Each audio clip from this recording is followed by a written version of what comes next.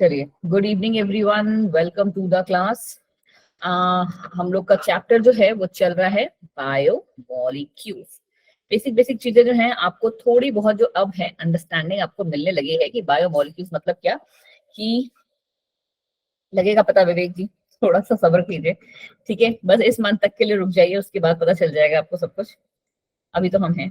तो बायोमोलिक्यूल्स मतलब क्या, वो मॉलिक्यूल्स या वो कंपाउंड, कोई बात नहीं योगिता, ठीक है, जिनसे कि हमारा लिविंग ऑर्गेनिज्म बना हुआ है। चलिए बैक टू द टॉपिक, ठीक है, अभी पढ़ लो।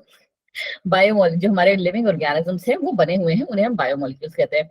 अब अगर आपको पता हो तो अब मैं आपसे पूछूंगी कि बेटा बायोमोलिक्यूल्स के कुछ के नाम बता दो, तो आप फटाफट से बता दोगे मैम अमाइनो एसिड्स, और वो जाके क्या प्रोटीन बनाते हैं।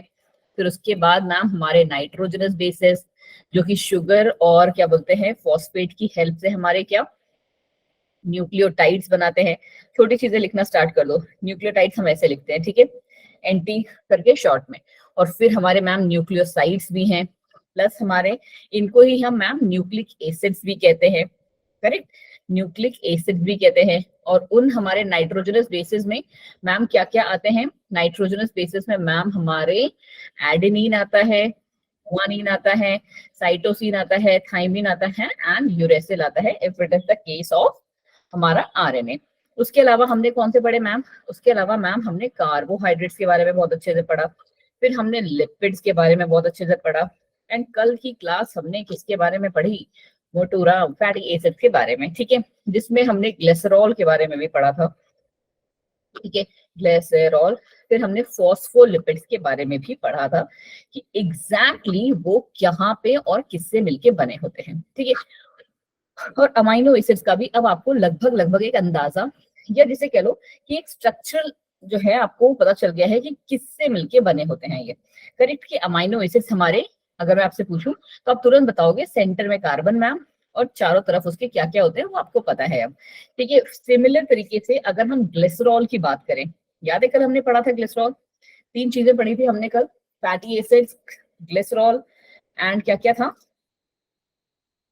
तो याद दिलाएगा मुझे स्ट्रक्चर कैसा, फॉस्फोलिपिड। फैटी एसिड का स्ट्रक्चर कैसा था, या फिर आप उसका जनरल फॉर्मूला कोई बताना चाहेगा मुझे, फैटी एसिड्स का। One group of carboxylic acid with R. यही तो पूछ रही थी मैं, फैटी एसिड का हमने क्या फॉर्मूला पढ़ा था, आर प्लस COOH, यही पढ़ा था if I am not wrong, है ना। और ग्लिसरॉल का क्या फॉर्मूला बताया था मैंने आपको, CH फिर CH के साथ OH। OH और फिर CH इसका के नाम साथ OH। योगिता नाम बताओ मुझे, चलो मैं स्ट्रक्चर बना देती हूँ, नाम बताओ मुझे, क्या बताया था नाम मैंने बच्चे,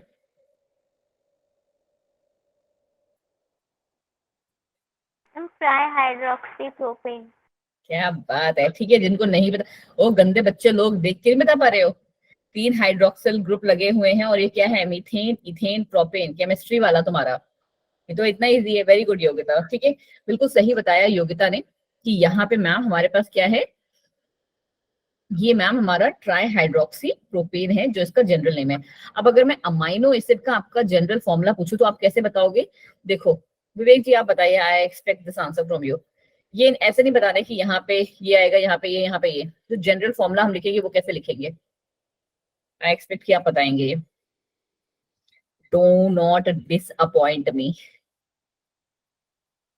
कोई लड़का ही बताएगा अच्छी क्लास में, रोहित आप आ गए हो क्लास में क्या,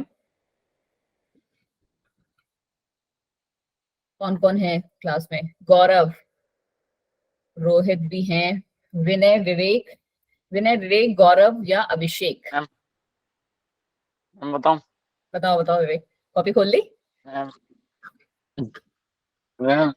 R हाँ CH ब्रैकेट में NH2। सही से बताना विवेक, कॉपी खोल ली ना, यस मैम। गंदे बच्चे। चलो, जब तुम्हें स्ट्रक्चर याद है फिर भी नहीं बता पा रहे हो, अगर मैम आप, ये ना मैं भूल जाता हूँ, क्यों क्यों स्ट्रक्चर तो याद रहता है। क्यों, सी बीच में है, एक साइड पे हमारा COOH है, COOH हमेशा इस साइड पे रहता है और वो हमेशा लास्ट में ही बोला जाएगा। NH2 हमारा इधर रहता है, इसीलिए वो कार्बन के साथ बोला जाएगा। और आपको पता है कि वैलेंसी हमें कंप्लीट करनी है, तो एक हाइड्रोजन एक और R, इसीलिए हम हमेशा R से ही स्टार्ट करेंगे, क्योंकि हमें ये दिखाना है कि कार्बन से ही सारे जुड़े हुए हैं। ठीक जी, चलो, बट कोई बात नहीं, याद था उतना ही बढ़ेगा।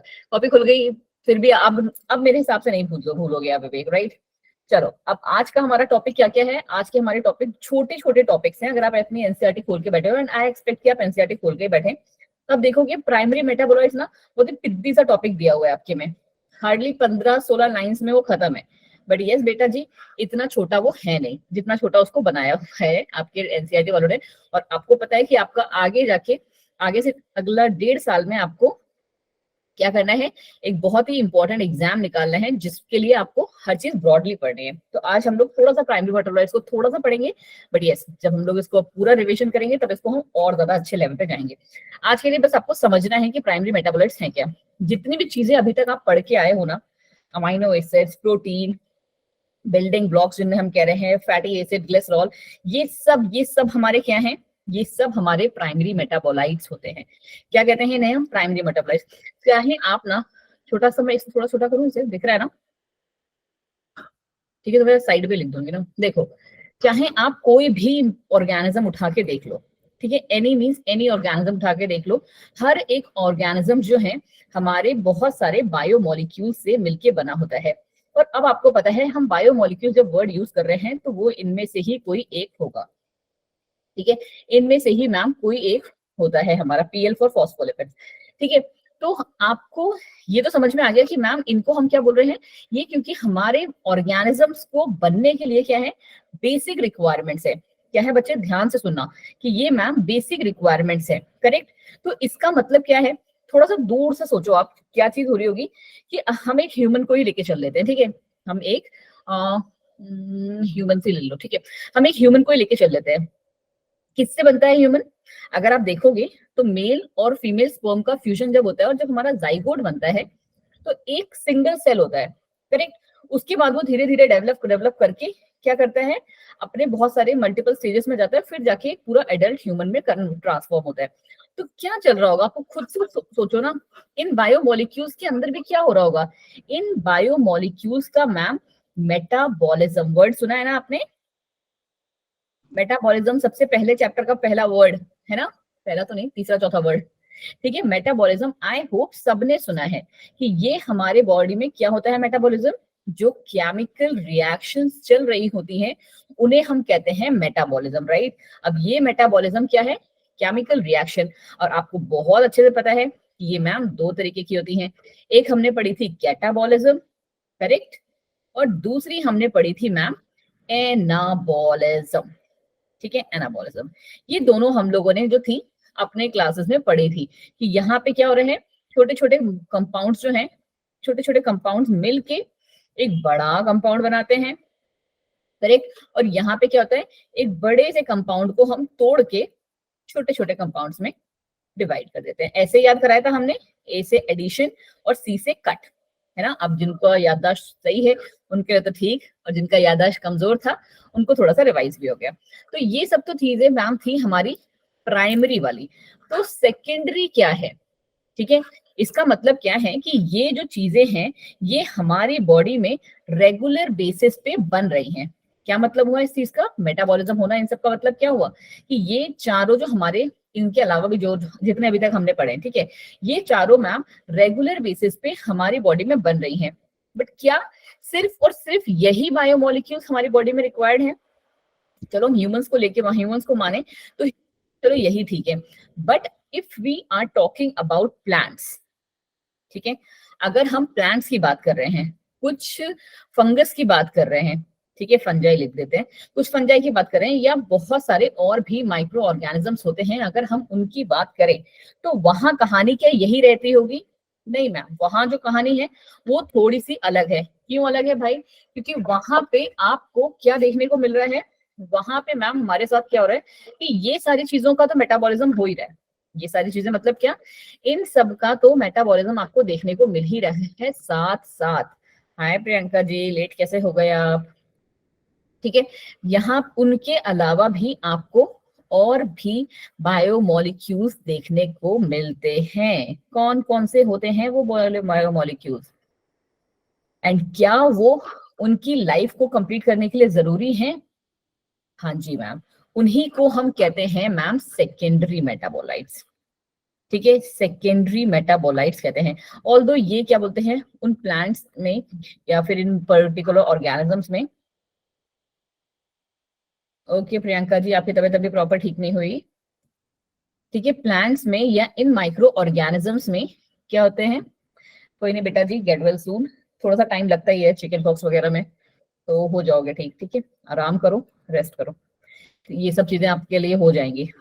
थोड़ा सा टाइम दो अपने आप को, अभी हेल्थ ज्यादा इंपॉर्टेंट। ठीक है, चलो सेकेंडरी मेटाबोलाइट्स कहानी क्या है हमारी, कि वो मॉलिक्यूल्स जो अदर देन हमारी बेसिक रिक्वायरमेंट्स प्लांट्स जो हैं अपने आप में, या फिर जो फंगस या माइक्रो ऑर्गेनिजम्स हैं अपनी बॉडी में डेवलप करते हैं, उनको हम कहते हैं सेकेंडरी मेटाबोलाइट्स। First thing. दूसरी चीज क्या है मैम, कि वो जो है ना प्लांट्स की बेसिक रिक्वायरमेंट्स में नहीं आते हैं, बट वो प्लांट्स के लिए मस्ट भी होते हैं। ठीक है, वो अगर नहीं होंगे तो ऐसा नहीं होगा कि प्लांट की लाइफ साइकिल नहीं चलेगी, बट यस उनको थोड़ा सा सफर करना पड़ेगा। क्या होगा, उनको जो है मैम सफर करना होगा। जैसे मोस्ट ऑफ द जो सेकेंडरी मेटाबोलाइट्स होते हैं ना, वो प्लांट्स को या इन माइक्रो ऑर्गेनिजम्स को किस टाइम पे हेल्प करते हैं? During the stress. ठीक है, अब प्लांट्स को कैसा स्ट्रेस मैम, उनको कौन सा बायोलॉजी पढ़ के नीड देनी है, करेक्ट, बट उनके साथ क्या है, उनको जो है एक अनवांटेड ऐसे एनवायरमेंट में रह रहे हैं कि जहां ना वो चल फिर सकते हैं, ना कुछ कर सकते हैं, कि ना उनके पास तलवार है अपने आप को बचाने के लिए। उनके पास उनके ये सेकेंडरी मेटाबोलाइट्स ही हैं जिससे वो अपने आप को बचा के रखते हैं। किससे? बाकी जो और प्रेडेटर्स हैं उनसे। ठीक है जी, कैसे मैम? सपोज कर लो कोई एक प्लांट होगा, ठीक है, कोई भी एक प्लांट लो, उसके, अच्छा आपको लगता है कि हर एक प्लांट का जो है सेकेंडरी मेटाबोलाइट अलग होता है? कितनों को ये बात लगती है?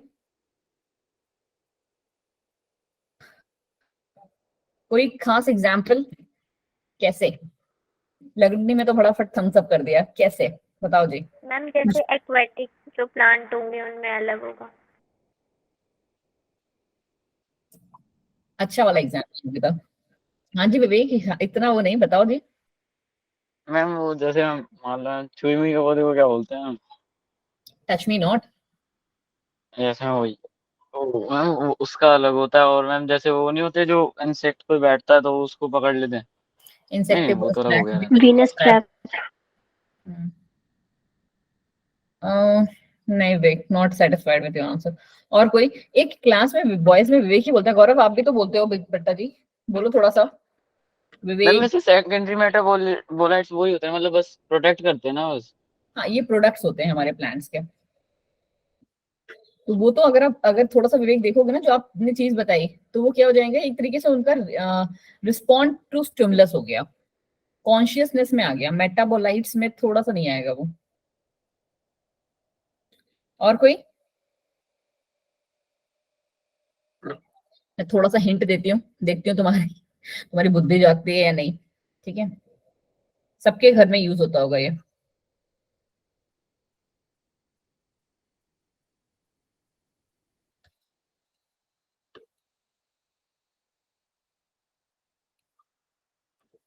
ये किसी के घर में नहीं यूज होता होगा मतलब।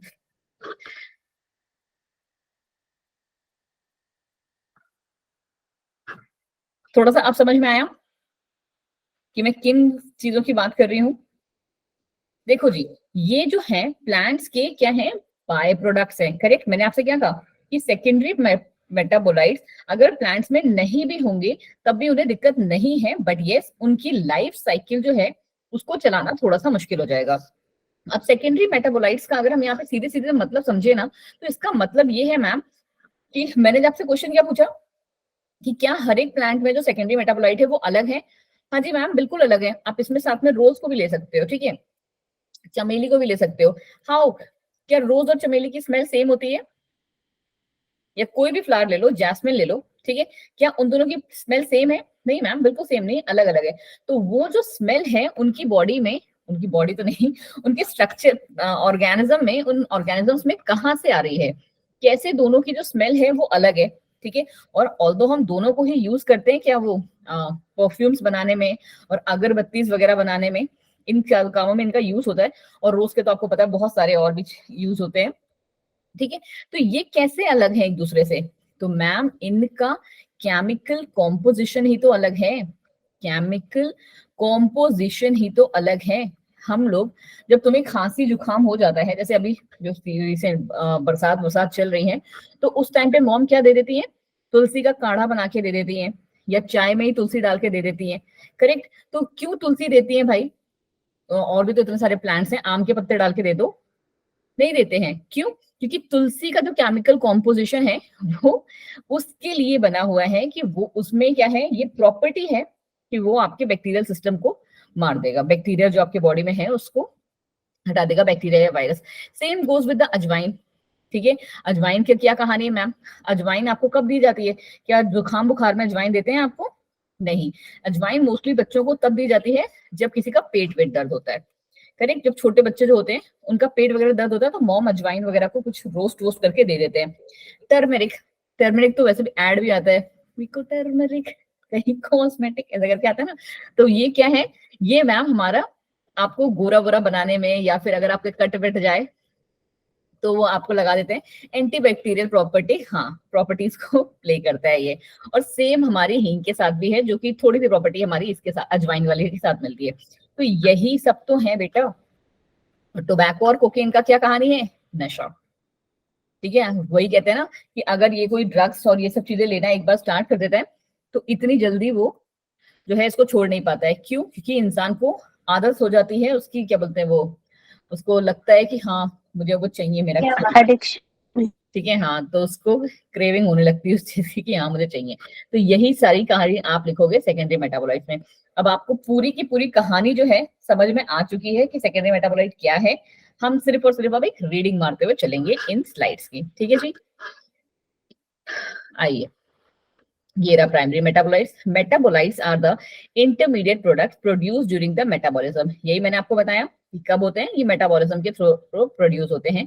Catalysed by various enzymes that occur naturally within the cell, जो सेल के अंदर पहले से मौजूद हैं उनके थ्रू यही बनते हैं। ओके मैम, एग्जाम्पल कैसे? Antibiotics and pigments. एंटीबायोटिक्स का मैंने आपको एक एग्जाम्पल दे दिया, ठीक है, कि इनको हम एंटीबायोटिक्स की तरह यूज करते हैं। और पुदीना भी एक बहुत अच्छे उसमें यूज करा जाता है, ठीक है। पुदीना की तो टैबलेट्स भी बनती है। और पिगमेंट्स की तरह भी यूज करते हैं। पिगमेंट्स का मतलब कैसे? जो हमारे कलर्स, ठीक है। पिगमेंट्स को आप कैसे यूज कर सकते हो हमारे लिए? क्योंकि यहाँ पे जो हमारे सेकेंडरी मेटाबोलाइट्स हैं, जितने भी सेकेंडरी मेटाबोलाइट्स हैं, ठीक है, प्लांट्स में वो उनके कुछ तो हेल्प कर ही रहे हैं, बल्कि उनके मेटाबॉलिज्म के लिए जरूरी नहीं है, ये बात मैं आपको पहले ही बोल चुकी हूँ। बट ये जितने भी हैं वो किसके लिए हैं? ह्यूमंस के लिए। ह्यूमंस को कुछ ना कुछ जो है ये कहीं ना कहीं तरीके से बेनिफिट दे रहे हैं। तो यही चीज आप यहाँ पे पढ़ोगे। और ये पिगमेंट्स का कलर कैसा हुआ? जैसे आपको जो ये जो नॉर्मल हम लोग कलर्स वलर्स बनाते हैं, स्केच पेन्स वगैरह वाले या फिर ये वाले कलर्स, वो कहाँ से बन रहे हैं? कहीं ना कहीं जब उसकी स्टार्टिंग हुई होगी तो वो इन्हीं से हुई होगी, ठीक है। हमारे जो फ्लावर्स हैं उन्हीं से लिया होता है। हाँ जी प्रियंका, ठीक है। The various functions of metabolites include fuel, as a fuel हम उसे यूज कर सकते हैं, स्ट्रक्चर के लिए यूज कर सकते हैं, सिग्नलिंग में यूज करते हैं, catalytic activity, defence, interaction with other organism. ये किसके पर्पस हैं? ये मैम हमारे सेकेंडरी मेटाबोलाइट्स के, प्लांट्स के लिए फंक्शंस हैं, ठीक है जी। आगे कहानी क्या है कि मेटाबोलाइट्स के सेकेंडरी मेटाबोलाइट अभी नहीं है। The metabolites are produced by plant, humans and microbes. Metabolites को कौन? ये तीनों के तीनों चीज जो हैं वो प्रोड्यूस करते हैं। आ जाओ जी प्राइमरी मेटाबोलाइट्स पे। जितना पढ़ा था उतना ही आपको यहाँ पे दिखाई, ये दिख रहा है ना प्रॉपर नीला नीला, कुछ ज्यादा ही अजीब सा दिख रहा है मेरे फोन में, ठीक, कोई नहीं दिख रहा है, कोई बात नहीं। यहाँ पे लिखा हुआ है बस कि these are chemical compounds produced during growth,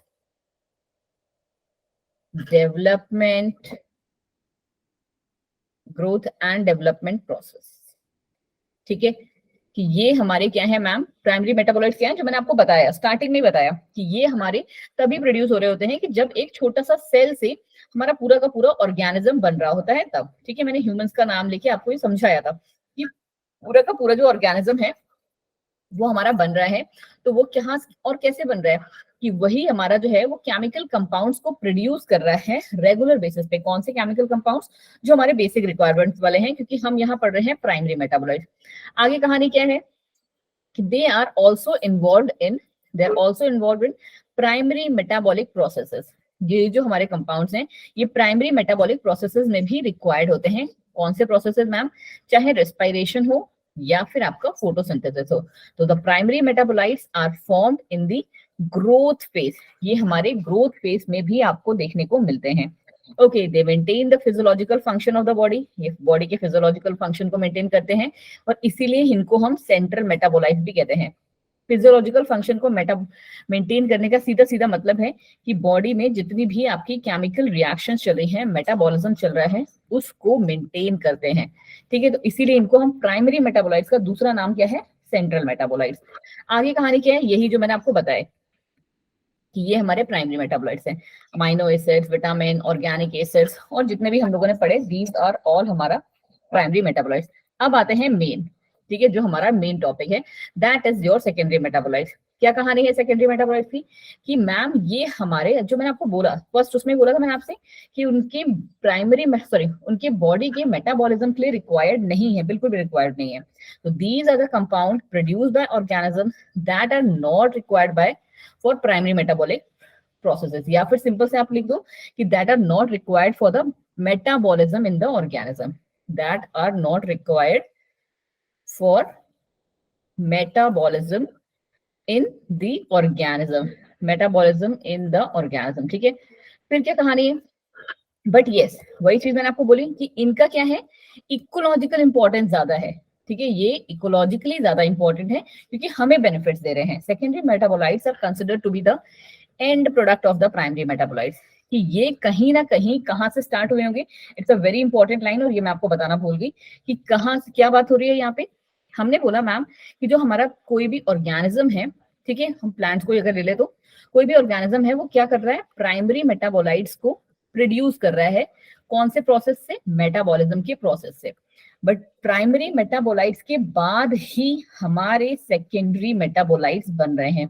इसका मतलब क्या हुआ? इसका मतलब कहीं ना कहीं यही हुआ मैम कि सेकेंडरी मेटाबोलाइट्स जो हैं उनका ओरिजिन कहाँ से हुआ है? प्राइमरी मेटाबोलाइट से। इतनी सी बात समझ में आई? क्योंकि ये थोड़ी सी नई लाइन थी, मैं बोलना भूल गई आपको उस टाइम पे। ये सबको समझ में आ गई ना? ठीक है जी, आगे देखिए कहानी। अब यहाँ पे एग्जाम्पल क्या है? वही भर भर के एग्जाम्पल। एंटीबायोटिक्स, टॉक्सिन, मतलब जो जहर वगैरह भी हम देते हैं, या फेरोमोन्स, एंजाइम्स, इनहिबिटर्स, जो ये जितनी भी सारी चीजें हैं ना, वो सब मैम हमारा सेकेंडरी मेटाबोलाइट्स का ही क्या है? प्रोडक्ट है, या कह लो सोर्स है कि सेकेंडरी मेटाबोलाइट से हमको मिलता है। ठीक है, तो ये सारे के सारे आपके सेकेंडरी मेटाबोलाइट्स का पार्ट हो गए। अब यहाँ पे हमारा जनरल वाला जो सेकेंड प्राइमरी और सेकेंडरी मेटाबोलाइट्स है वो आपको कहानी समझ में आ गई। बट यस, हमें क्या करना है बेटा? एनसीईआरटी को तो हम भूल नहीं सकते। ये लो जी, एनसीईआरटी का डायग्राम, सॉरी फ्लो चार्ट है तुम्हारा। कौन कौन से हैं सेकेंड प्राइमरी, सॉरी हमारे metabolites? Pigments, alkaloids, टर्पेनॉइड्स, essential oils, toxin, lectin, drugs and polymeric substance. ये सारे हमारे क्या हैं? मेटाबोलाइट्स हैं। और ये हैं उनके क्या? Chemical composition. यही आपको याद करने हैं। ये मैम इनके केमिकल कॉम्पोजिशंस हैं जिनसे ये मिलके बने हुए हैं। और अगर जिनको थोड़ा सा और स्मार्टली करना है, एंड स्मार्टली नहीं, मुझे जो लगता है ना कि वो बेटर जो तरीका है, वो आप थोड़ा सा मतलब उसको भी देखो। एनसीईआरटी को तो आप वैसे भी इग्नोर नहीं कर सकते, बट वो ना इसमें भी कवर हो रहे हैं कि यहाँ पे आप कैसे याद करो कि प्राइमरी वाले कौन से हैं और सेकेंडरी वाले कौन से हैं। ठीक है, तो वो थोड़ा सा ना आपको ज्यादा क्लियरिटी देगा। ठीक है, तो ये रहे हमारे प्राइमरी वाले कि enzymes, amino acid, organic acid और हमारे जो विटामिन हैं, ये हमारे प्राइमरी मेटाबोलाइट्स होते हैं। वाइल हमारे सेकेंडरी मेटाबोलाइट्स कौन से होते हैं? जितने भी पिगमेंट्स हैं, एल्कोलॉइड्स है, essential oils, toxin, lectins, drugs and polymeric substance. और ये हैं जहां से उनके एग्जाम्पल्स कि इनका जो है एग्जाम्पल क्या क्या है। ये एग्जाम्पल प्लस ये हमारे उनके केमिकल कॉम्पोजिशन कुछ कुछ याद हो जाएगा ये diagram. It is a seriously very important diagram. ठीक है, very very very important part.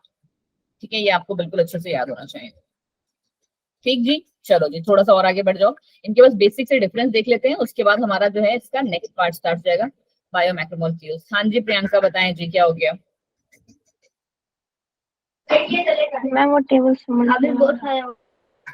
Table समझ नहीं आया। ये टेबल समझ में नहीं आया आपको? अरे बच्चा जी इसमें तो टेबल में कुछ है ही नहीं। ठीक है, यहाँ पे जो ये टेबल दिया ना, जो तुमने अभी पढ़ा ना मेटाबोलाइट्स का, तो ये हमारे मैम मेटाबोलाइट्स ही तो हैं। ठीक है, ये मेटाबोलाइट्स हैं और ये उनके एग्जाम्पल्स हैं। ठीक है, ये क्या है उनके मैम एग्जाम्पल्स हैं। जैसे पिगमेंट अगर आपने पढ़ा होगा बच्चे जी, तो आपने जो पिगमेंट पढ़ी होगी, कौन सी पिगमेंट पढ़ी होगी प्रियंका? क्लोरोफिल पढ़ी है कि प्रियंका? क्लोरोफिल पढ़ी है। ठीक है, क्लोरोफिल ए बी सी आपको पता है होते हैं। और आपने अगर एक और सुनी होगी तो एंथोसियानिन सुनी, अच्छा एंथोसियानिन याद दी हुई है। ठीक है, चलो कोई बात नहीं। ठीक है, और इसके अलावा ना सिर्फ यही प्लांट्स में पिगमेंट नहीं होती है, ये हमारी क्या है, सिर्फ और सिर्फ यही पिगमेंट्स नहीं होती हैं। हम यहाँ बात कर रहे हैं किसकी प्रियंका? सेकेंडरी मेटाबोलाइट्स की। तो प्लांट्स में क्लोरोफिल तो क्या है, क्लोरोफिल मैम एक प्राइमरी वाली है, क्योंकि अगर वही नहीं होगी तो फोटोसिंथेसिस नहीं होगी, राइट। बट यहाँ पे हमें किसको पढ़ना है? सेकेंडरी मेटाबोलाइट्स को। तो ये जो कैरोटीनॉइड्स और एंथोसियानिन्स हैं, वो हमारी सेकेंडरी मेटाबोलाइट्स के एग्जाम्पल बन जाते हैं। सिमिलरली अगर हम एल्कोलॉइड्स की बात करें, तो एल्कोलॉइड्स हमारे पास कैसे हैं बच्चा जी? एल्कोलॉइड्स मैम हमारे पास जैसे मॉर्फिन, कोडेनिन, ये सब क्या है मैम? एल्कोलॉइड्स हैं। ठीक है जी, फिर टर्पिनॉइड्स हैं। अभी मुझे पता है कि आपको ये थोड़े से जो वर्ड्स हैं टर्पिनॉइड्स और ये सब ज्यादा अच्छे से नहीं समझ में आ रहे होंगे, बट अभी के लिए ना बस इतना याद कर लो कि ये मैम हमारे सेकेंडरी मेटाबोलाइट्स होते हैं और ये उनके एग्जाम्पल्स है। ठीक है, जब थोड़ा सा और हायर क्लासेस में जाओगे ना, इनफैक्ट हायर, बहुत ज्यादा भी हायर नहीं, अगले साल में ही आपको इसका थोड़ा सा जो है ना ब्रीफ वाला मिलेगा। ठीक है प्रियंका? ठीक है, ये कुछ ड्रग्स के नाम दिए हुए हैं, कुछ टॉक्सिन्स के नाम दिए हुए हैं, और ये आपको पता है कि ये तो हमारे प्लांट्स में चाहिए ही चाहिए। एंजाइम्स चाहिए ही हमें, अमाइनो एसिड चाहिए ही, ऑर्गेनिक एसिड चाहिए, विटामिन भी चाहिए। ठीक, चलो जी अब आ जाओ जी प्राइमरी एंड सेकेंडरी मेटाबोलाइट्स के किसमें डिफरेंसेस में, फटाफट देखते हुए चलेंगे। ठीक है, इसे the biomolecules required for the basic metabolism. ठीक है, बेसिक मेटाबॉलिज्म के लिए चाहिए हमें, इनको नहीं चाहिए। ठीक है, अंग्रेजी में मत जाना, बस जितना जितना बोली उतना उतना लिख देना। फिर कह रहे हैं they are produced in generous quantities and can easily be extracted from the plant. ये बहुत ही लार्ज क्वांटिटी में प्लांट्स में प्रेजेंट है और हम इनको प्लांट से निकाल भी सकते हैं अगर निकालना चाहें तो। बट ये क्या है, ये बहुत ही छोटी सी क्वांटिटी में प्रोड्यूस होते हैं और इनका जो एक्सट्रैक्शन है वो थोड़ा सा डिफिकल्ट होता है प्लांट से। प्लांट से मतलब एक्सट्रैक्ट करना मतलब प्लांट से निकालना, इन्हें थोड़ा सा डिफिकल्ट है। फिर क्या कह रहा है ये, these are found throughout the plant kingdom. ये सारे के सारे प्लांट किंगडम्स में प्रेजेंट है, बट ये हर एक में प्रेजेंट हो ये जरूरी नहीं है। पर्टिकुलर सेकेंड मतलब हर एक प्लांट स्पीसीज का एक पर्टिकुलर सेकेंडरी मेटाबोलाइट होगा।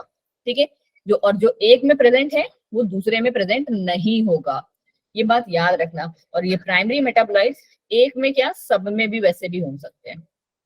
करेक्ट, खुद से सोचो ना, ये अमाइनो एसिड जो है, अगर हम ग्लाइसिन का ही नाम ले लें, तो ग्लाइसिन क्या सिर्फ ऐसा होगा क्या सिर्फ मैंगो ट्री में ही देखने को मिलेगा?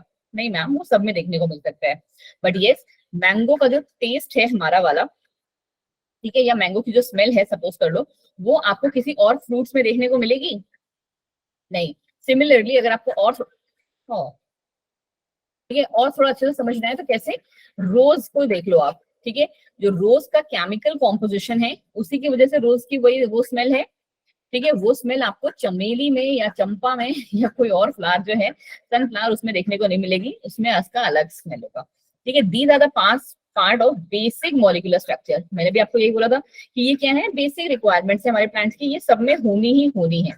और ये कोई बेसिक रिक्वायरमेंट नहीं है, सीधे से बात कहाँ से आ जाती है, क्योंकि ये कोई भी मेटाबॉलिज्म में पार्टिसिपेट ही नहीं करते हैं। जब मेटाबॉलिज्म में पार्टिसिपेट ही नहीं करते हैं, केमिकल जो केमिकल रिएक्शन चल रही हैं किसी भी ऑर्गेनिज्म में, उसमें पार्टिसिपेट नहीं करते, तो ये हो चाहे ना हो मतलब नहीं है उससे। ठीक है, फिर क्या है, they are highly useful to plant, और इनके आपको पता है बहुत लिमिटेड रोल है। और स्पेशल रोल आप अगर आप लिखना चाहो ना तो प्लीज आप कहाँ से लिख दो, यहाँ से। ठीक है, ये हमारे डिफेंस में और इंटरेक्शन विद अदर ऑर्गेनिजम्स में यूज होते हैं। ठीक है, यहाँ पे ही लिख देती हूँ मैं। ठीक है, used in defence most of the time. ठीक है, एंड अदर अदर ऑर्गेनिजम्स। ठीक है, और ऑर्गेनिज्म से अपने आप को बचाने के लिए या फिर एनवायरमेंट में सर्वाइव करने के लिए। They are found from the start of the plant of life. वही चीज कि ये प्लांट में स्टार्टिंग से रहते हैं, बट आपको पता है कि ये कब होते हैं, एक पर्टिकुलर स्टेज पे ही आके डेवलपमेंट करते हैं। ठीक है, तो ये हमारे सेकेंडरी मेटाबोलाइट्स होते हैं। और आपको ये तो बहुत अच्छे से पता है कि प्राइमरी मेटाबोलाइट से ही मैम सेकेंडरी मेटाबोलाइट्स हमारे बनते हैं। खत्म कहानी। किसी को भी इस वाले पार्ट में थोड़ा सा भी प्रॉब्लम हो रहा है? नो? चलो जी, फिर हम बढ़ जाते हैं थोड़ा सा आगे। अब हमने देखो, अगर आपको थोड़ा सा याददाश्त तेज हो तो हमने क्या क्या पढ़ लिया है बच्चा जी? हमने थोड़ा बहुत कार्बोहाइड्रेट्स के बारे में पढ़ लिया है, थोड़ा लिपिड्स के बारे में, थोड़ा प्रोटीन, थोड़ा सा न्यूक्लिक एसिड के बारे में, थोड़ा सा अमाइनो एसिड्स एंड न्यूक्लियोटाइड्स के बारे में भी पढ़ लिया है। But now what we are actually trying to do is कि ना, अभी तक हमने बहुत सारे बायोमोलिक्यूल्स के बारे में पढ़ा और उनको ना बहुत सारे जो उनके प्रॉपर्टीज हैं उसके बेसिस पे हमने उनको सेपरेट आउट किया था। करेक्ट। अमाइनो एसिड को हमने क्यों किया? ये अमाइनो एसिड का कैसा फॉर्मूला था हमारा? कुछ इस तरीके का। ठीक है। फैटी एसिड को क्यों किया हमने? कि फैटी एसिड कुछ इस तरीके का था। ठीक है। और जो ग्लिसरॉल ग्लिसरॉल है उन सबको भी हमने अलग अलग प्रॉपर्टीज के बेसिस पे अलग उनको करा हुआ था क्लासेस में। बट अब हम लोग ना बायोमोलिक्यूल्स को दो मेजर क्लासेस में डिवाइड करने वाले हैं, सिर्फ और सिर्फ दो। अच्छा, दो मेजर क्लासेस से याद आया मुझे, कल मैंने तुम लोग को जो दूसरा वाला काम दिया था उसको मुझे फोटो बहुत कम लोगों ने भेजा, तुम्ही को तो दिया था ना? जस्ट 1 सेकंड देना मुझे।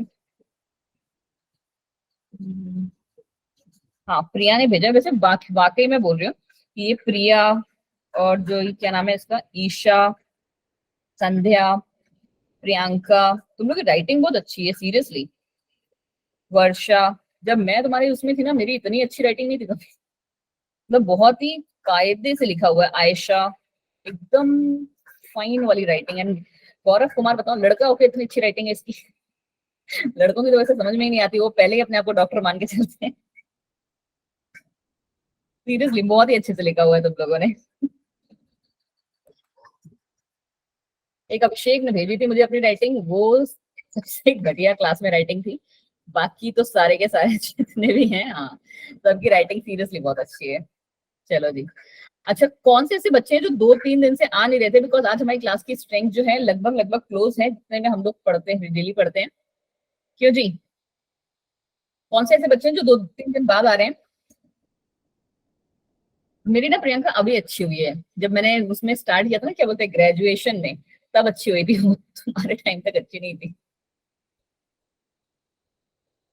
बोलो बोलो। आज कौन है जो बहुत दिनों बाद क्लास में दर्शन देने आया है? मैं बताती हूँ। अभिषेक तो आते हैं, अंजलि भी आती है,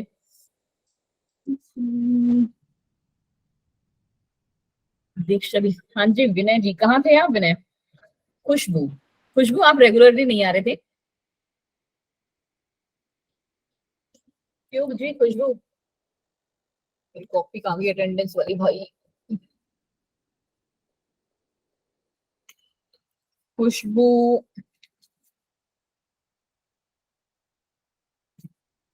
कह सकते हो विवेक जी।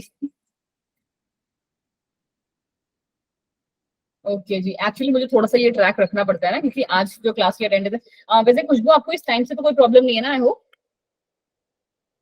ओके, कोई इशू नहीं बच्चे, ठीक है, जब ठीक हो तभी करो। खुशबू है एक और दूसरे हैं विनय, राइट? और कोई जो, वैसे दो ही हैं, 19 तो लगभग आ ही रहे थे। वैसे पहचान जाते हैं, 2 मिनट दो मुझे। मुस्कान भी आती है, नाजो भी आती है, नरगिस भी आती हैं, प्रिया, प्रियंका, रोहित, सोनिया। सोनिया आप भी आज काफी दिन बाद आ रहे हो क्या?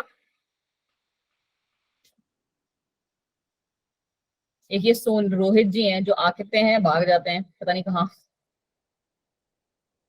क्यों सोनिया एंड रोहित?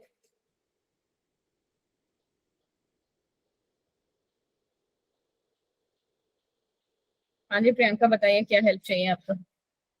बोलेंगे ही नहीं। लिख दो भाई, टाइप कर दो। माइक खराब होगा, लिखने वाला थोड़ी ना खराब है। बोलिए जी प्रियंका। फिर हम अपनी क्लास का सेकंड हाफ स्टार्ट करते हैं।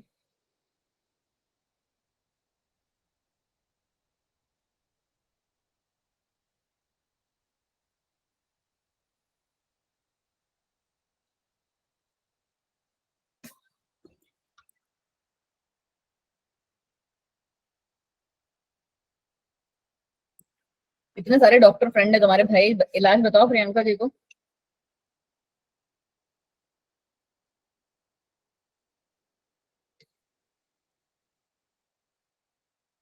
ये देखो पहला आया है काढ़ा, देसी नुस्खा दादी जी का, करेक्ट। विक्स लगा लेना नोज में।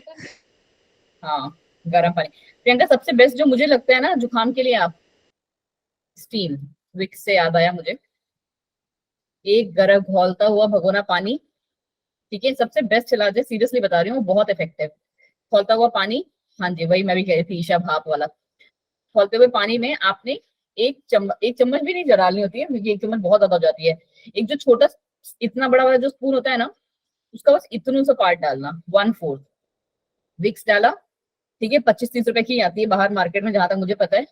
और उसको ना मोटे से कपड़े से कवर करके बैठ के स्टीम ले लो, कसम से 10 मिनट में ना तुमको बहुत अच्छी सी नींद भी आ जाएगी और बहुत रिलैक्स फील होगा। ठीक जी, चलो जी, now back to the topic, advertisement. हाँ जी बिल्कुल सही प्रियंका, एडवर्टीजमेंट, बट वो रियली वर्क करता है, सीरियसली प्रियंका, क्योंकि मेरे को भी बहुत तगड़ा वाला हुआ था, एंड दैट वाज इन दिसंबर जनवरी, तो मेरे को उसी से ही रिलैक्स मिला था।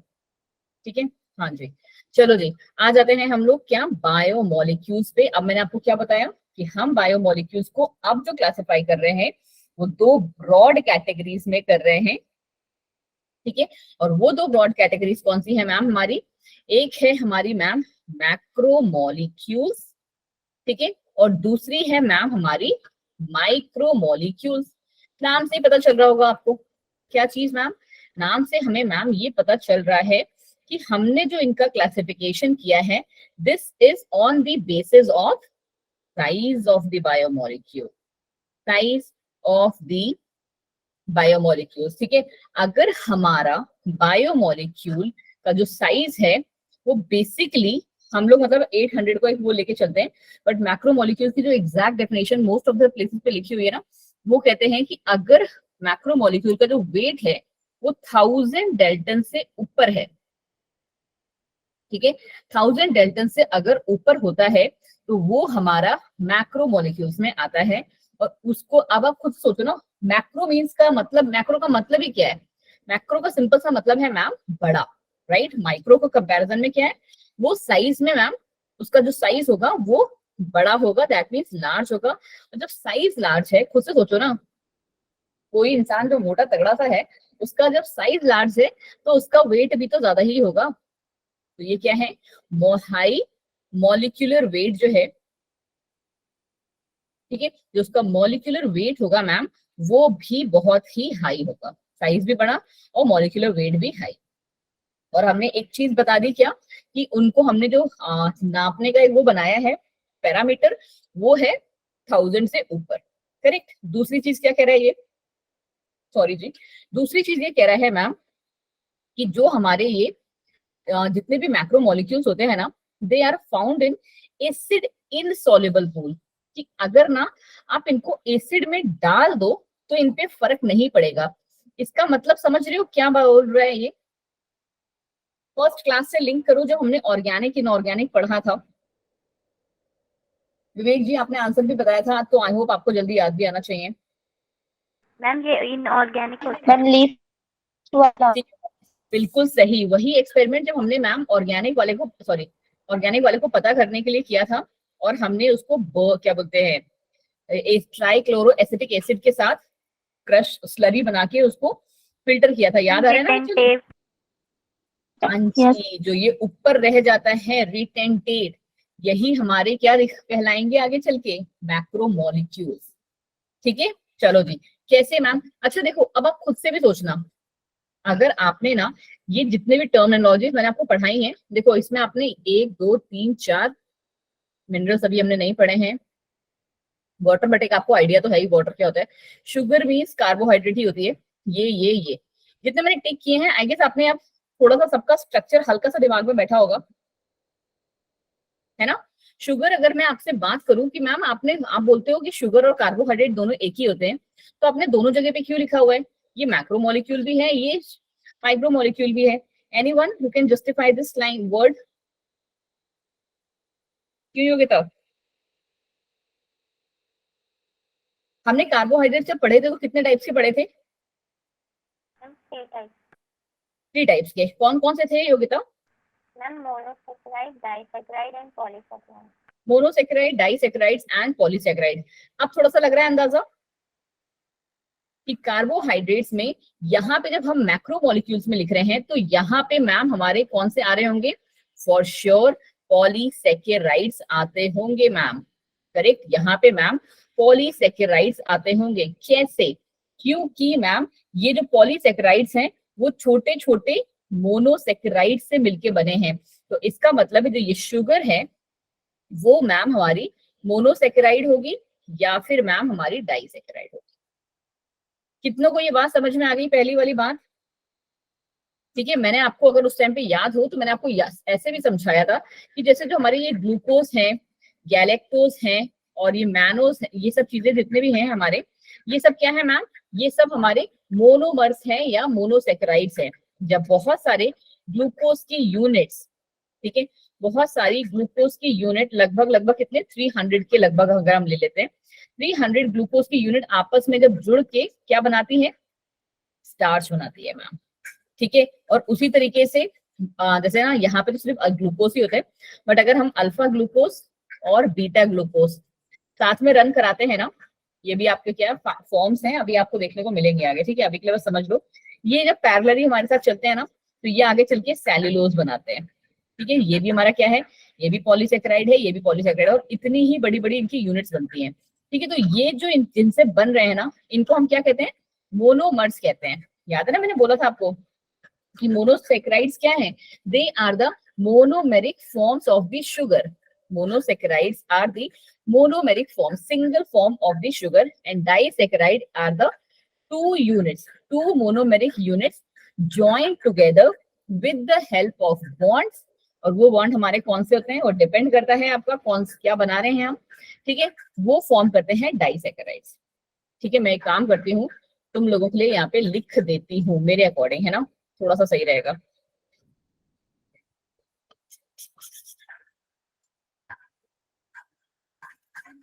मोनोसेकेराइड्स क्या हुए? मोनोमेरिक फॉर्म्स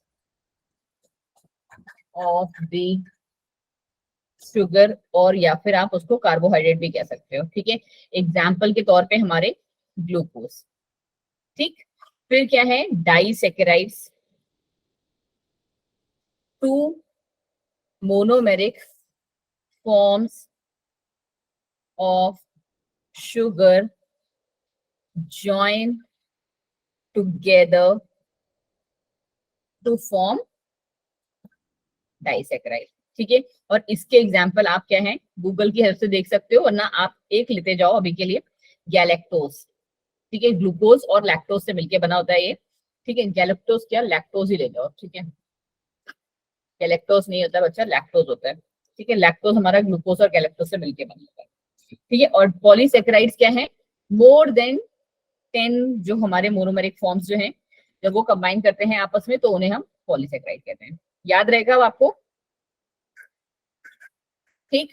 चलो जी, आगे कहानी क्या है हमारी? लिपिड्स की, ठीक है। लिपिड्स को हम पढ़ते हैं बाद में, बट ऑल्दो आपको अब थोड़ा सा तो आइडिया हो ही गया है, बट प्रोटीन को जल्दी पढ़ सकते हो। प्रोटीन्स यहाँ पे हैं, और ये रहे अमाइनो एसिड्स। प्रोटीन्स किसके मोनोमर्स थे? अमाइनो एसिड्स के तो मोनोमर्स थे। कैसे बताया था मैंने आपको कि बहुत सारे अलग अलग अमाइनो एसिड्स मिलके, और आपको पता है कि कौन सा अमाइनो एसिड होगा, क्योंकि आपको पता है कि हमें कौन सा प्रोटीन बनाना है, उसको मिलके क्या बनाते हैं? प्रोटीन्स बनाते हैं। तो आप खुद से सोचो ना कि ये छोटे छोटे छोटे छोटे फॉर्म्स हैं, तो छोटे वाले किस में आ जाएंगे? माइक्रोमोलिक्यूल्स में। और जब ये प्रोटीन बनाते हैं तो उनका मॉलिक्यूलर वेट कैसा हो जाएगा? बढ़ जाएगा, ठीक है। तो ये हमारे इसमें आ जाते हैं। सिमिलर कहानी हमारी न्यूक्लिक एसिड की है, क्योंकि न्यूक्लिक एसिड का मतलब क्या, न्यूक्लिक एसिड का मतलब मैम डीएनए और प्रॉपर आरएनए, करेक्ट। और ये डीएनए और आरएनए बना किससे है, ये न्यूक्लियोटाइड से तो मिलके बना है। न्यूक्लियोटाइड्स हमारे क्या होते हैं, आप बोलो बोलो, नरगिस बताओ न्यूक्लियोटाइड्स क्या होते हैं, कल पढ़ाए हैं हमने बहुत अच्छे से। नरगिस जी, अभिषेक आप बता पाएंगे। कल की ही क्लास में हमने पढ़ा है कि व्हाट आर न्यूक्लिक एसिड्स।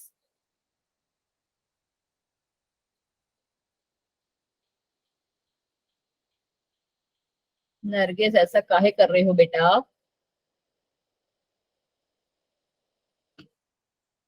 दीक्षा, लक्ष्मी आप बता दोगी, बट उस टाइम तक आप ज्वाइन कर चुकी थी कल।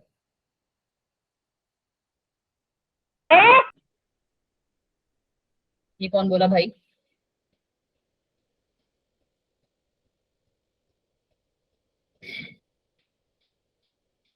नहीं सच में तुम लोग की याददाश्त इतनी कमजोर है यार, बड़ी खराब बच्चे हो कसम से। कल मैंने इतने बार गला फाड़ फाड़ के तुम लोग को समझाया। ओके कोई नहीं, छोटे भाई को तो कुछ नहीं कर सकते। चल ओके कोई बात नहीं, कुछ कुछ लोगों के छोटे भाई छोटे और छोटी बहन होते हैं दुष्ट। चलो, न्यूक्लियोटाइड्स, और कोई भी जो इन लोगों ने हैंड रेस किया उनके अलावा, उनपे तो मुझे पता ही है कि वो बता ही देंगे। बाकी के बच्चे क्लास में क्या तुम लोग भांग वांग खा के तो नहीं घुसते हो।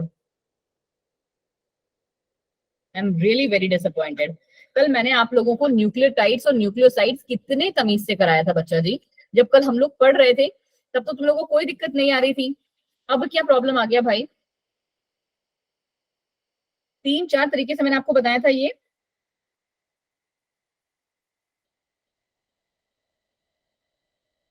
चलिए जी, नहीं पता है तो कल की वीडियो देखिएगा, अब मैं आज नहीं बता रही आपको। I am really very upset with you all, ठीक है।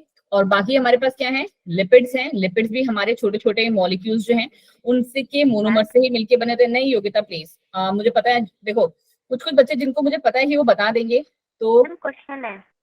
अच्छा क्वेश्चन है, मुझे लगा आप इसका आंसर बता रहे हैं। हाँ जी बताइए।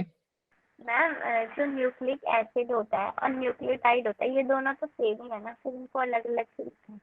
नहीं बच्चे, न्यूक्लिक एसिड्स और न्यूक्लियोटाइड बहुत अलग अलग हैं, ऐसे कैसे बोल रहे हो कि आप दोनों सेम ही हैं। ना आपने तो मतलब कल बताया था ना, मतलब कि ये उनसे। नहीं, अगर आपसे मैं बोलूंगी योगिता कि हमारे पास न्यूक्लिक एसिड कौन से हैं, तो न्यूक्लिक एसिड का मैंने कल आपको एक वर्ड भी यूज किया था अगर आपको याद हो। देखो ये आपस में थोड़े से इंटरलिंक करते हैं, ठीक है, बट मैंने कहीं पे भी ये नहीं आपको लिखा होगा कि न्यूक्लिक एसिड तो न्यूक्लियोटाइड्स जो है वो एक ही होते हैं बच्चे, क्योंकि न्यूक्लियोटाइड्स क्या है ना, हमारे बिल्डिंग ब्लॉक्स हैं। कल मैंने ये वर्ड यूज किया था आपके लिए, ठीक है। न्यूक्लियोटाइड्स हमारे क्या होते हैं मैम, अभी मुझे वो स्लाइड दिख नहीं रही, मैंने कहाँ यूज किया था। मैंने आपके लिए बहुत अच्छे से मुझे याद है कि मैंने आपसे कहा था कि nucleotides are the building blocks, ठीक है। ये क्या है मैम, बिल्डिंग ब्लॉक्स हैं। जैसे कि हमारा, जैसे अगर आपको मैं योगिता ये कहूँ कि जो मैम ईंट है और ये सब, ठीक है, ईंट है और ये पत्थर जो होते हैं, सीमेंट, सीमेंट ऐसा बनता है ना, ठीक है, रेता जो बोरी होती है और जो लोहे की सरिया वगैरह होती है, जिनसे हमारा क्या बनता है, घर आगे जाके बनता है, करेक्ट, ठीक है, इससे हमारा क्या बनता है, घर बनता है। तो ये दोनों क्या सेम है, ऑल्दो अगर देखा जाए तो केमिकल कॉम्पोजिशन दोनों के पास सेम है, बट ये क्या है, ये मैम एक रॉ मटेरियल है। क्या कहते हैं बच्चे इसे, ये मैम एक रॉ मटेरियल है, कच्चा मटेरियल है। तो यही हमारा न्यूक्लियोटाइड है बच्चा, ठीक है, दिस इज आर न्यूक्लियोटाइड। और जो ये है ना हमारा, ये न्यूक्लिक एसिड है। मतलब क्या, या तो वो डीएनए होता है या तो आपका आरएनए होता है। हाँ आप ये कह सकते हो कि न्यूक्लिक एसिड का सिंपली मीन होता है मैम जेनेटिक मटेरियल, ठीक है, nucleic acid simply mean genetic material, ठीक है योगिता। Yes ma'am. चलिए जी, वैसे आपके दो क्लास के दो गंदे बच्चों ने आंसर दे दिया है मुझे, और गौरव जी यही आंसर आप पहले दे देते तो मैं क्यों भटकती। अभिषेक जी कॉपी से देख के लिखने की नहीं हो रही है ना। चलो जी, मैंने कल आपको याद दिलाया था थोड़ा सा, अभी आप यहाँ पे फिर से देख लो कि ये रहे न्यूक्लियोटाइड। देखो मुझे पता है डेली डेली आप लोग बहुत सारे नए नए वर्ड्स यूज कर रहे हो, बट बेटा जी ये मेरी गलती नहीं है, ठीक है। अरे चलो, आई नो यू ऑल, ठीक है। तो ये मेरी गलती नहीं है, आपने खुद ने बायो लिया है अपनी चॉइस से, ठीक है। तो मत लेते बायो, आर्ट्स में चले जाते, ठीक है। आर्ट्स में तो इससे भी तगड़े तगड़े वर्ड्स आते हैं, कौन से सन में किसने क्या किया, किसको मारा, कौन जीता, क्या रिजल्ट निकला, उसके बाद दोबारा अटैक कब हुआ, किसने किसके साथ मिलके मारा, ठीक है। तो ये सब आपकी खुद की चॉइस है। 10th के बाद आपने घर में बैठ के क्या बोलते हैं, कुछ और तो नहीं करना था ना, कुछ तो पढ़ाई करते ही, ठीक है। तो ठीक है, नए नए वर्ड्स हैं, बट याद करना सीखो। अभी किसी जो उन्होंने आंसर बताया, गौरव और अभिषेक ने सही बताया, ठीक है। थोड़े से डांट के बाद तुरंत लोग को अकल आ जाती है कि यहाँ पे मैम हमारे आएंगे नाइट्रोजनस बेसिस, और नाइट्रोजनस बेसिस में चीख चीख के आपको बता चुकी हूँ बहुत बार, ठीक है। ये होते हैं हमारे, पहले हम इनको प्यूरिन्स और पिरामिडीन्स में डिवाइड करते हैं, purines for PU, PY for pyrimidines. मुझे ऐसा लगता है ना कि जैसे योगिता, वर्षा, प्रिया और एक ये क्या नाम है, विवेक, तुम लोग ये आंसर सुन सुन के ना तुम लोग को पूरा रट गया होगा दिमाग में, इतने बार हम लोगों ने बोला था ये चीज, ठीक है। और ये कुछ बच्चे हैं क्लास के कि जिनको बोलना ही नहीं है, तरह बैठे रहते हैं, पता नहीं क्लास में क्यों।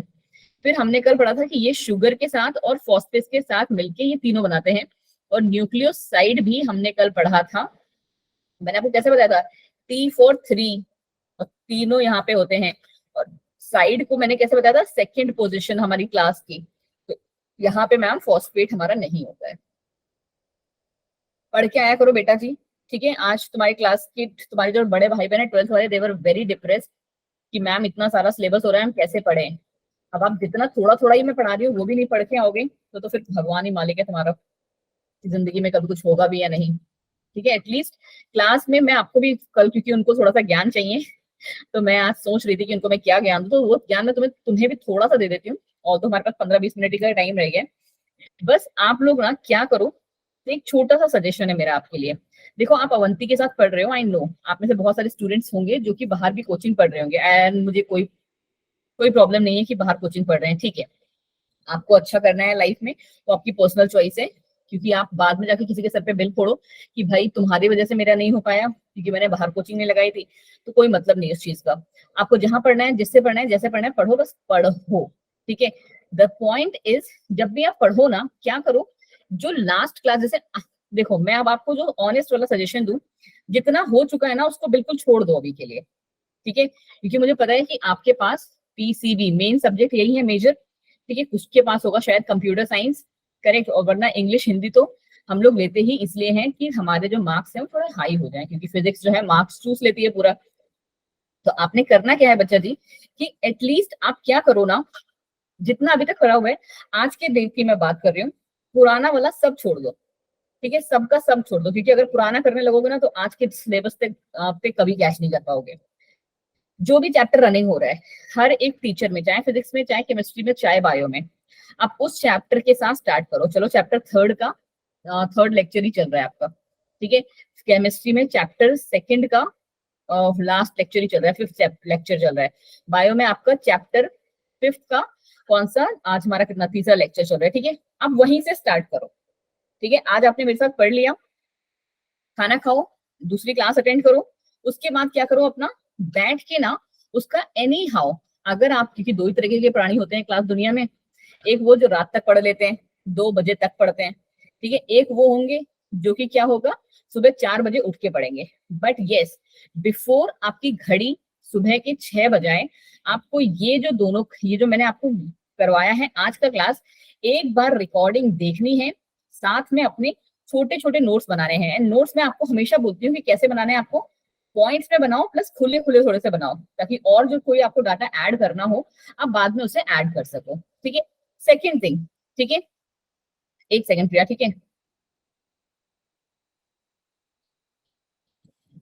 विवेक जी फिर आप कौन सी कैटेगरी में आते हैं, तीसरी मुझे भी बता दीजिए भाई, ठीक है। देखो अब मेरी पहले बात, रात को जल्दी से रहना है।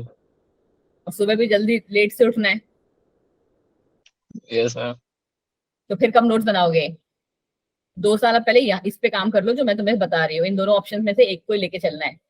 अब उसके बाद आपने क्या करना है कि जो आपने नोट्स बना लिए है ना, नेक्स्ट डे जब मेरी क्लास है ना, उसको आने से पहले जो तुमने बनाए हैं, मेरी वीडियो नहीं देखनी कि मैम ने क्या प्रवचन दिया था बैठ के, ठीक है, मैंने जो नोट्स बनाए हैं मैम का लेक्चर सुन के, उसको सिर्फ एक बार देख के आओ, ठीक है, सिर्फ एक बार देख के आओ। आपने पहली बार बना लिया तब आपको थोड़ा सा दिमाग में जाएगा, दूसरी बार जब आप देख रहे होंगे ना तो ट्रस्ट में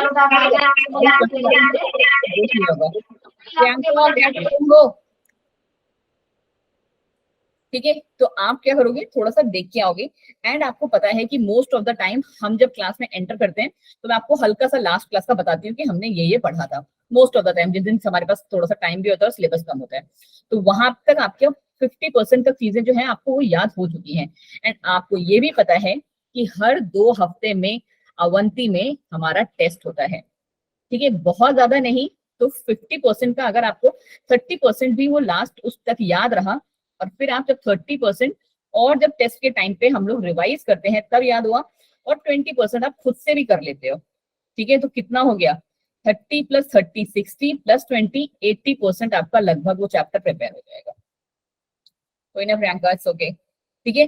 80% अगर आपने कोई एक चैप्टर प्रिपेयर कर लिया है ना, तो ट्रस्ट मी, ये मैंने परसेंटेज बहुत कंजूसी से लगाई है, आपका जो प्रिपरेशन होगी ना वो कम से कम 95% होगी हर चैप्टर की। बट करना आपको यही चीजें हैं, नोट्स तुरंत के तुरंत बना लो, जिस दिन भी आपको जो लेक्चर दिया जा रहा है, चाहे फिजिक्स, चाहे केमिस्ट्री, चाहे बायो, 2 ही चैप्टर्स आपके पैरेलली रन कर रहे होंगे, ठीक है। और 1 घंटे का हम लोग का क्लास होता है, 1 घंटा 15 मिनट का, और जो मुझे ऐसा लगता है जो काम का मटेरियल होता है वो हमारा 50 मिनट का ही होता है मोस्ट ऑफ द टाइम। जैसे वो परसों की क्लास हमारी थोड़ी लंबी थी, वो थोड़ी 1.5 घंटे की हो गई थी, but most of the time हमारा जो काम का कंटेंट है वो 50 मिनट का ही है, ठीक है। चलिए जी, थोड़ा सा और पढ़ लेते हैं, 10-15 मिनट, उसके बाद मैं आपको छोड़ दूंगी क्योंकि आपकी मुझे पता है 8:30 से दूसरी क्लास भी है।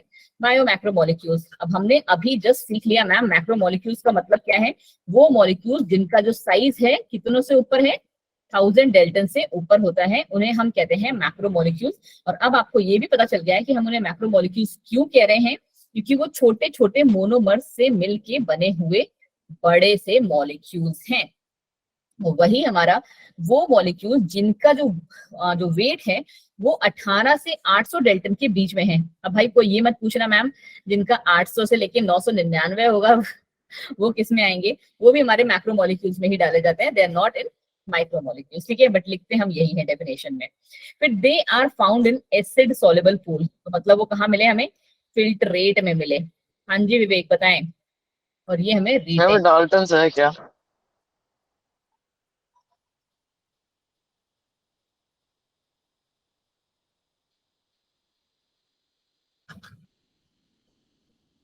यूनिट यूनिट है मैम, ठीक है। इतनी जल्दी समझ में आ गया विवेक, ठीक है, चलो जी, अच्छी बात है। मैम तो फिर भी मतलब यार कितना बड़ा होता होगा मैम एक डाल्टन? विवेक तुमको लगता है ये बड़ा होता होगा, खुद से सोचो ना, आपसे तो ये क्वेश्चन की उम्मीद नहीं थी। एक सेल है, सेल का भी कौन सा जो है बाहर का लेयर बना रहा है वो फॉस्फोलिपिड, तो भी कितने छोटे, उससे कितना ही होता होगा, तुम्हें दिखता भी नहीं होगा, इतना पिद्दी सा है, ठीक है, बहुत ही छोटा डाल्टन्स, ठीक है। चलो जी, पता नहीं कितने डाल्टन्स मिलते होंगे तब जाके कहीं कोई ये कुछ ग्राम्स में आता होगा, ठीक है। चलो बायो मैक्रोमोलिक्यूल्स, मैक्रोमोलिक्यूल्स अब थोड़ा सा हम लोग फटाफट से वाला पढ़ लेते हैं क्योंकि मोस्टली हम लोगों ने देख लिया है। Protein, carbohydrate, lipids and nucleic acid, ये हमारे क्या हैं, मैक्रोमोलिक्यूल्स हैं, आपको बहुत अच्छे से पता है, सारे के सारे लिविंग ऑर्गेनिजम्स में प्रेजेंट होते हैं, इसीलिए इनका नाम क्या है, बायो मैक्रोमोलिक्यूल्स है। ये सारे मैम मैक्रोमोलिक्यूल्स हैं, लिविंग ऑर्गेनिजम्स में प्रेजेंट होने की वजह से इनका नाम बायो मैक्रोमोलिक्यूल्स है। ओके मैम, आगे क्या है कि इनका जो मॉलिक्यूलर वेट है वो कैसा होता है, they have a molecular weight of more than 10,000 dalton, so sorry जी, मोर देन 1000 डेल्टन, ठीक है। इनका जो मॉलिक्यूलर वेट है वो मैम हमारा 1000 डेल्टन से हमेशा ज्यादा होता है। हाँ, एक केस आता है हमारा लिपिड्स, जिसका जो है कि एक्सेप्शन में आते हैं, क्योंकि लिपिड्स का यूजुअली जो मॉलिक्यूलर वेट है वो हमारा 800 डेल्टन से कम होता है, बट फिर भी हम इनको जो है मैक्रोमोलिक्यूल्स में डालते हैं, क्यों, because of their acid soluble property. उससे पहले कि आप पूछते हैं तो उससे पहले ही मैंने आपको बता दिया क्या है कि लिपिड्स का मॉलिक्यूलर वेट हमेशा 800 डेल्टन से कम ही होता है, बट क्योंकि वो एसिड सॉल्युबल प्रॉपर्टी, मतलब क्या मैम, कि वो मैम फिल्ट्रेट में पाया जाता है, इसीलिए हम उसे किस में डालते हैं, क्या बोलते हैं उसे, उसमें क्या बोलते हैं, माइक्रोमोलिक्यूल्स में भी कह सकते हैं, या फिर आप ये कह सकते हो कि मैक्रोमोलिक्यूल्स में वो आता है, बट उसका जो वेट है, मॉलिक्यूलर वेट, वो 800 डेल्टन से कम ही होता है। ठीक है, समझ में आया ये बात, थोड़ा सा अलग है, बट इतना, बस यही दो रीजंस भी हैं कि लिपिड्स का मॉलिक्यूलर वेट 800 डेल्टन से कम होने के बाद भी वो बायोमैक्रोमोलिक्यूल्स में क्यों है, क्योंकि वो हमारा एसिड इनसॉल्युबल है, फिल्ट्रेट में नहीं, मैंने गलत लिखा है और तुम लोगों ने सबने एग्री भी कर दिया, गंदे लोगों।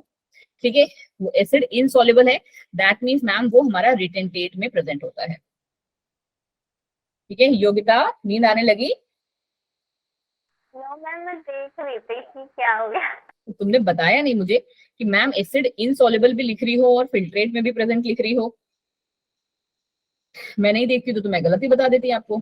थोड़ा सा ध्यान से बैठो, है ना, कभी कभी जब मैम के माइंड में भी बहुत सारी चीजें चल रही थी तो मैम भी इधर उधर भटक सकती है ना, ऐसे मोस्ट ऑफ द केसेस में भटकती नहीं हूँ। ठीक है, तो ये रहा हमारा क्या, अब ये बिल्कुल समझ में आ गया आपको?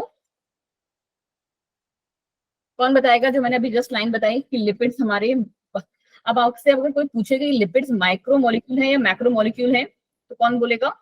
क्या है, क्या है योगिता ये? मैक्रोमोलिक्यूल। मैक्रो मॉलिक्यूल है। मैक्रोमोलिक्यूल। फिर भी हमने इनको अलग क्यों बोला है, एक्सेप्शन क्यों है ये? मैम बिकॉज उनका वेट 800 से कम है। पर और कोई ये पक्का? मैम क्योंकि ये एसिड सॉल्युबल प्रॉपर्टी शो करते हैं। Ma'am insoluble, property. Priya, acid ma'am insoluble, acid soluble, acid insoluble, acid soluble property show करते हैं। लड़की मैं क्या बोल रही हूँ ध्यान से सुनो, ये एसिड इनसॉल्युबल प्रॉपर्टी शो करते हैं, एसिड में सॉल्युबल नहीं है।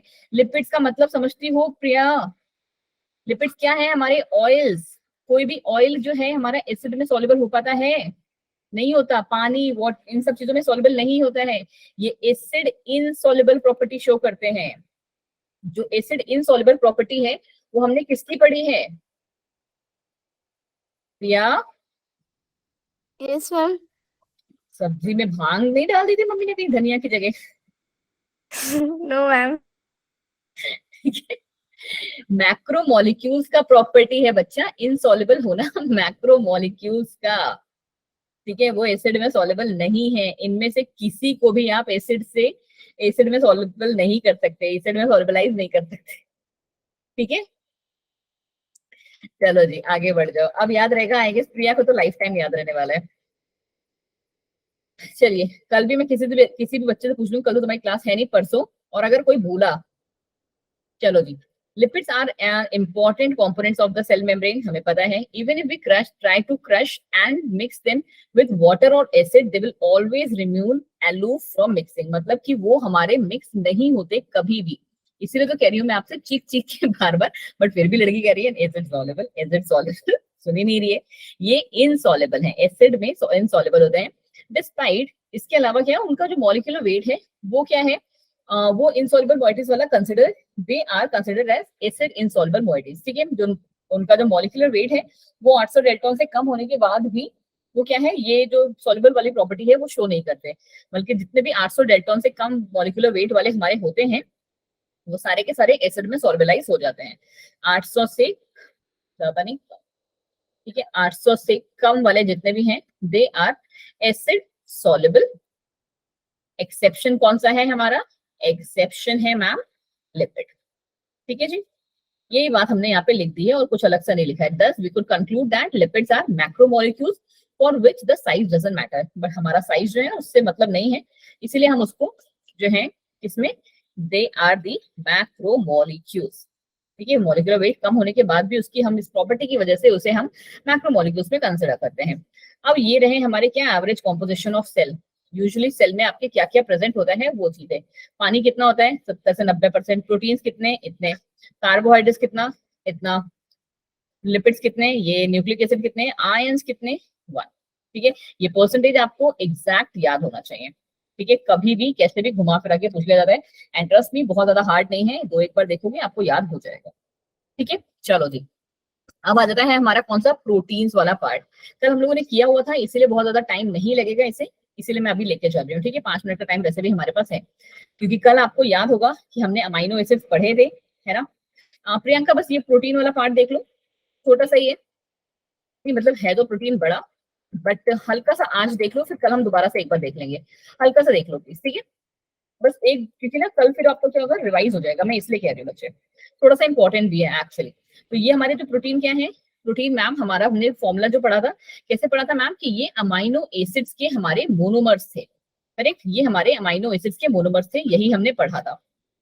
ओके मैम, ज्विटर आयन भी हमने कैसे पढ़ लिया था, कि मैम जो हमारे अमाइनो एसिड्स होते हैं, हमारा अमाइनो एसिड का स्ट्रक्चर कैसा बताया था मैंने आपको, ये रहा मैम हमारा एक अमाइनो एसिड H, यहाँ पे अभी के लिए H ही ले लेते हैं, ग्लाइसिन का स्ट्रक्चर है ये, ठीक है, NH2 और यहाँ पे COOH, करेक्ट। बट जब हमने ज्विटर आयन की बात की थी, तो ज्विटर आयन हमारा कोई भी अमाइनो एसिड बन सकता है, वो भी कब, जब दोनों पे हमारे चार्जेस देखने को मिलेंगे। ठीक है, जब आपको जैसे यहाँ पे H3, ठीक है, यहाँ पे आपको दोनों जो हमारे फंक्शनल ग्रुप्स हैं, फंक्शनल ग्रुप्स पे आपको चार्जेस देखने को मिलते हैं, उन्हें हम कहते हैं क्या, ये हमारा ज्विटर आयन हो गया मैम। ठीक है मैम, इतना सबको याद आ रहा है ना, इतना याद है ना। चलो जी, फिर क्या कह रहे हैं कि proteins are the polymers of amino acids arrange in the form of polypeptide chain. ये एक पूरी लंबी सी चेन है, और हर बार जरूरी नहीं है कि सेम ही अमाइनो एसिड यूज हो, ये अमाइनो एसिड 1 हो सकता है, 2 हो सकता है, 3 हो सकता है, फिर से 1 1 2 3 करके आ गया, कोई भी सीक्वेंस में ये लग सकते हैं, डिपेंडिंग अपॉन कि आपको कौन सा प्रोटीन बनवाना है। ठीक, आगे क्या कहानी है हमारी, कि each protein is a polymer of amino acid. Yes ma'am, now we know this, as there are 20 different types of amino acid, a protein is a heteropolymer not a homopolymer। बहुत ही बड़ी बात कही है इन्होंने, क्या, कि प्रोटीन हमेशा हमारा हेटेरोपॉलीमर होगा, मतलब क्या, अलग अलग अमाइनो एसिड से मिलके बना होगा, इसीलिए मैंने 1 2 3 पहले ही लगा दिया। इस कभी भी वो एक सिंगल अमाइनो एसिड से मिलके नहीं मिलेगा, बनेगा मोस्ट ऑफ द टाइम। वो कैसे बना होगा, अलग अलग हमारे अमाइनो एसिड से मिलके बना होगा। ओके मैम, ये आया हमारा कोलेजन। ठीक है, आज की क्लास का ज्ञान, कोलेजन जो है ma'am, this is the most abundant protein in the animal world, and दूसरा है हमारा रुबिस्को। देखो, 2 चीजें हैं हमारे पास, कोलेजन जो है एनिमल वर्ल्ड में सबसे बड़ा है, सबसे बड़ा प्रोटीन, ठीक है, सबसे ज्यादा पाया जाने वाला प्रोटीन, बड़ा नहीं, सबसे ज्यादा पाया जाने वाला प्रोटीन है, और दूसरा है हमारा रुबिस्को। ठीक है, फुल फॉर्म यहां से देख लेना, राइबोलोज बाइफॉस्फेट कार्बोक्सिलेज ऑक्सीजनेज। ठीक है, ये है हमारा रुबिस्को का फुल फॉर्म। ये हमारा पूरे के पूरे बायोस्फीयर में, पूरे बायोस्फीयर में सबसे ज्यादा पाया जाने वाला प्रोटीन। दोनों याद हो जाएंगे, जल्दी बोलो, फटाफट से लिखो, दोनों के दोनों प्रोटीन्स का नाम लिखो। बस ये स्ट्रक्चर ऑफ प्रोटीन तक ही आज हम कर रहे हैं, फिर खत्म कर देंगे आज। ठीक है, कल हम पढ़ेंगे आगे से, प्राइमरी और सेकेंडरी से। देखो, अब प्रोटीन को ना हमने क्या किया हुआ है, अलग अलग पार्ट्स में क्लासिफाई किया कर दिया है, कैसे, डिपेंडिंग अपॉन कि वो कैसे बन रहा है। One of the most important plus toughest वाला पार्ट इस चैप्टर का, जो अब आपको शुरू होगा, इसीलिए मैं कह रही थी कि आज थोड़ा सा लेके जाओ। देखो, प्राइमरी प्रोटीन्स की अगर हम बात करें ना बच्चे, तो क्या हो रहा है प्राइमरी प्रोटीन के साथ हमारे पास, कि हमने ना एक अमाइनो एसिड का सीक्वेंस ले लिया, ठीक है, एक हमने अमाइनो एसिड का सीक्वेंस लिया है, और ये हमारा क्या है, जनरल जो है, एक लगभग ऐसे करके ना बहुत सारे अमाइनो एसिड जुड़े हुए हैं आपस में, तो इसको हम कहते हैं प्राइमरी प्रोटीन। ये कुछ नहीं है, नॉर्मल सी एक मोतियों की माला है। बिल्कुल, थैंक यू योगिता। ठीक है, नॉर्मल सी एक मोतियों की माला है जो हमारी प्राइमरी प्रोटीन कहलाती है। बट आगे चल के ना, जब ये 2 प्रोटीन्स आपस में मिलती हैं, तो ये बनाते हैं हमारे उनका सेकेंडरी स्ट्रक्चर। जब एक से ज्यादा प्राइमरी स्ट्रक्चर जो हैं एक साथ आते हैं, तो उनको हम कहते हैं क्या, सेकेंडरी स्ट्रक्चर। और सेकेंडरी स्ट्रक्चर के बाद हमारा क्या बनता है, जब सेकेंडरी, बहुत सारे सेकेंडरी स्ट्रक्चर्स आपस में जुड़ते हैं, तो वो बनाते हैं टर्शरी स्ट्रक्चर। जब बहुत सारे टर्शरी स्ट्रक्चर्स आपस में मिलते हैं, तो वो बनाते हैं क्वाटरनरी स्ट्रक्चर। बस आज के लिए इतना ही आप लेके जाओ, कि ये आपको कल हल्के से टफ लगेंगे। एक बार प्लीज बट इसका सब लोग फोटो ले लो, वैसे मैंने उस पर अपलोड कर दिया है, बट इसका एक फोटो ले लो कि ये वाला जो पार्ट है ना, कल आप थोड़ा सा पढ़ के आओगे हल्का सा। ऑल्दो मैं बहुत अच्छे तरीके से आपको बताऊंगी ये स्ट्रक्चर बना के, पर थोड़ा सा पढ़ के आना है इसे। ठीक है, चलो जी फटाफट से 15 मिनट आराम से रेस्ट कर लो। फिर आप कितने बजे, 8:25 पे अपनी जो नेक्स्ट क्लास है उसको प्लीज ज्वाइन करिए। ठीक है, प्रियंका होमवर्क में आपको मैसेज करती हूँ बच्चे। ठीक है, अभी मैम मुझे आज ही कर देना। ओके जी, मैं आज ही कर दूंगी बिल्कुल। और प्लीज कल के लिए जो क्वेश्चंस है ना, वर्षा आवाज आ रही है आपको? ओके, हमें आपकी आवाज नहीं आ रही है, बट वर्षा आप कल के लिए जो है 10 क्वेश्चंस प्लीज डाल देंगे ग्रुप में। ठीक है, 10 questions from any time any side, chapter कोई भी चैप्टर से, यू आर फ्री टू। अगर आप 12th का कोई चैप्टर लेना चाहो तब भी चलेगा। बस एक काम कर लेना वर्षा कि आप ना क्या करना, उस 1 से लेके 10 तक के ना आंसर्स भी अपने पास रख लेना, और कल जब क्लास स्टार्ट हो ना उससे पहले आप उनके आंसर्स भी डाल देना, सो दैट जिन्होंने कर लिया है और जो बड़े बिजी इंसान हैं वो भी थोड़ा सा देख लें इसे। जो भी आपका फेवरेट चैप्टर हो वर्षा, आप उससे